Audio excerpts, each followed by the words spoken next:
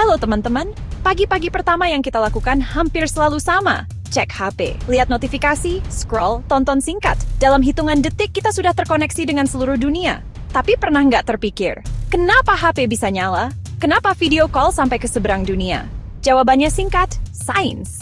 Bukan cuma rumus di buku. Sains itu cerita manusia.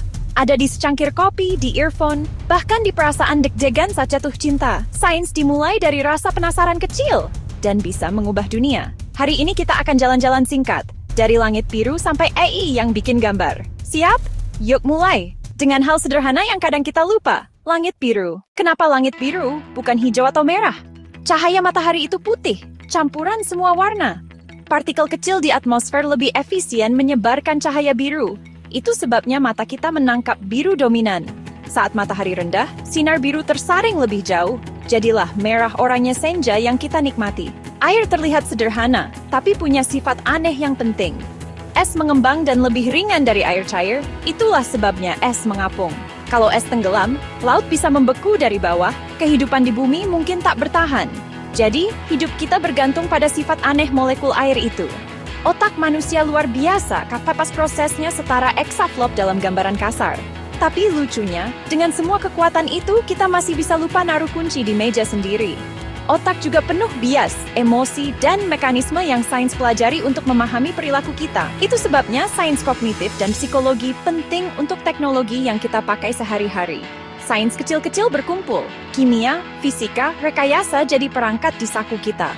Rantai panjang penemuan sampai produk, dari riset laboratorium sampai produksi massal. Itu sebabnya video call lintas benua tampak biasa. Ada banyak sains di baliknya. Sinyal menembus udara, satelit merefleksikan, kabel bawah laut bekerja. Semua bagian dari sistem besar. Fun fact, sains menjelaskan kenapa kopi bikin melek dan kenapa kucing di internet bikin kita bahagia.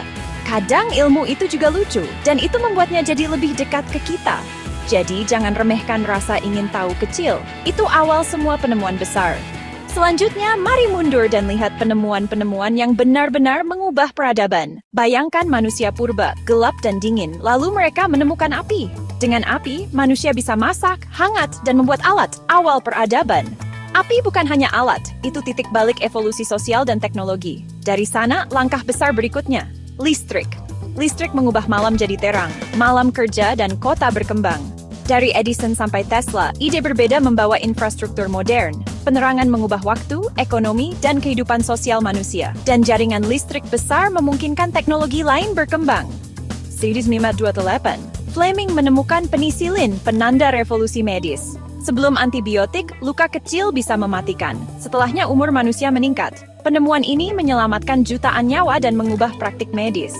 Ilmu kecil di lab punya dampak global yang sangat besar. Internet lahir dari proyek militer, lalu meledak jadi jaringan publik. Server, kabel bawah laut, dan protokol membuat komunikasi global seketika. Dari belanja sampai jodoh, internet merombak cara kita hidup dan bekerja.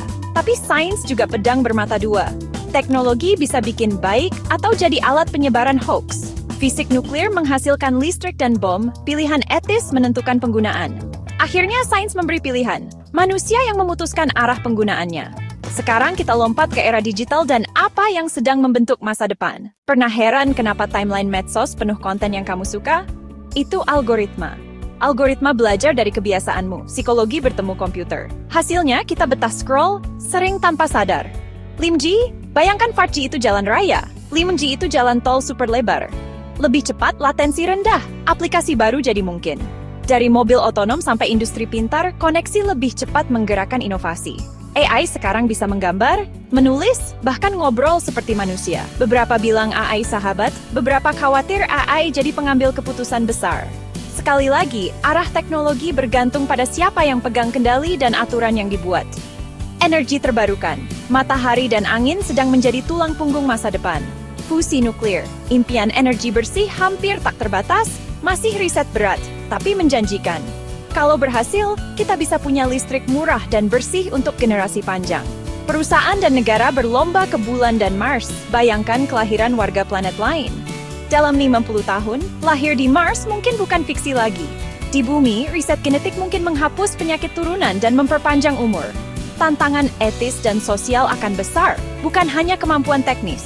Masa depan itu campuran teknologi dan pilihan manusia. Pendidikan dan kebijakan akan menentukan apakah sains jadi berkah atau persoalan.